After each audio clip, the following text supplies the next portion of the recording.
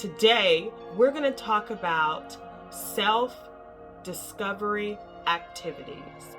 Self-discovery activities help you to gauge your growth, your potential, any type of areas where you are in need of just that push towards your destiny.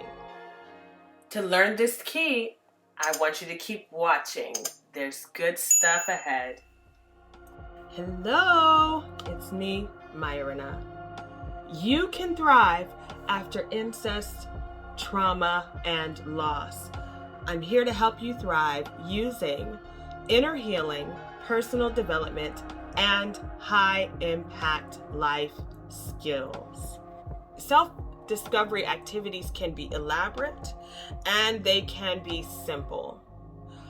I personally prefer the laser-targeted, simple activities because it helps you to get clarity around your activities and your practices and your beliefs and your values.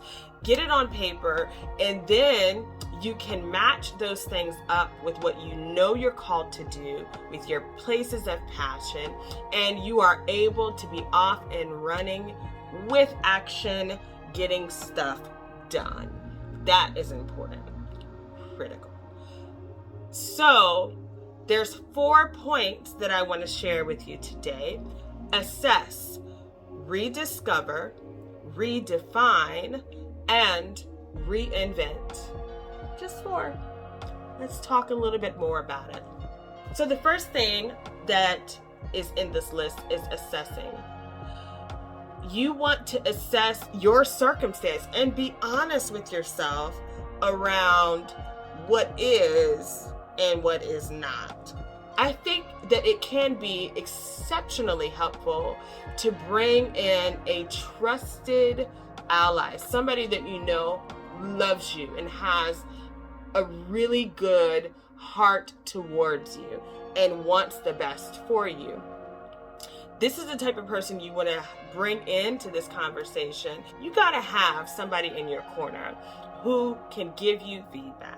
When you don't have somebody, or you're not quite sure if your circle, your people, your family, your friends really have the capacity to give you the critical feedback that you need, then I think it's great to reach outside of your circle and find somebody who is skilled, who is really compassionate, and can give you that type of critical, unbiased feedback.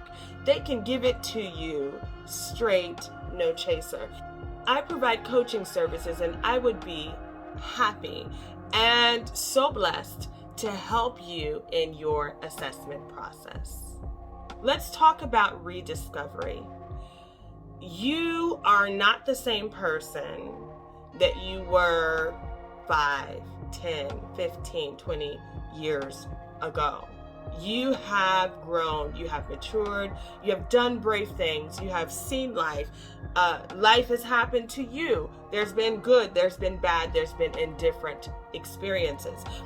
Sometimes, depending upon circumstances, especially if you've been through some very hard life experiences, sometimes there's parts of our heart, parts of our reality that we have not yet fully grown or stepped into in the way that we can and should. And so there are areas of our life where we need to rediscover ourselves. If you've not gone through the process of inner healing, you can find yourself stuck in cycles, just going around and around and around, and you want to break out, you're just not quite sure how to break out. You get clarity on how to move forward through rediscovering yourself. Redefining is an essential process. There are times when you just need to set boundaries and to redefine how relationships will move forward. This is how I am moving forward in my life. How you need to move forward, that is something that you have to decide on. And again, it's something I would be happy to help you with. The one that sexually perpetrated on me as a child was a teenager. There are certain things that I was willing to redefine. Definitely having clear boundaries and no longer allowing that individual's needs and preferences and all of that to trump my own healing, my own transformation, and that type of thing. So for me, the redefining process was key, and it still is. You know what I mean?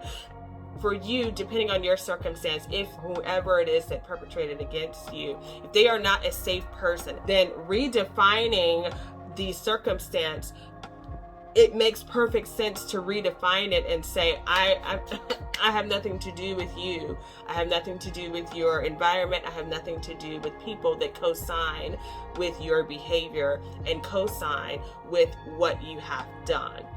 That is perfectly fine to have that type of redefinition.